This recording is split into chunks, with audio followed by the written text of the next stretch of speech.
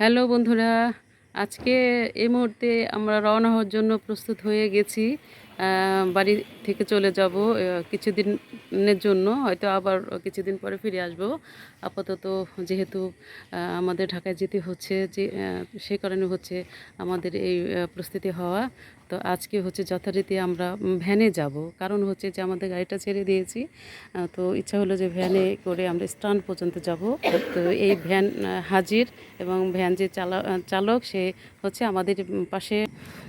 তো আপাতত চলে যাচ্ছি। আমাদের যদি একটা ভ্যানে হবে না, দুটো ভ্যান লাগবে। তো এই একটা ভ্যান আপাতত চলে আসছে, এই আমি ভ্যানে উঠতেছি।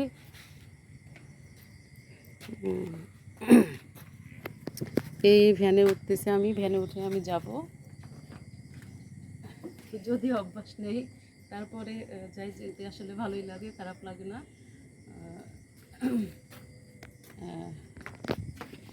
তো আপাতত আর কি বিদায় নিচ্ছি সবার কাছ থেকে। এলাকার নাম হচ্ছে মাঝাইল।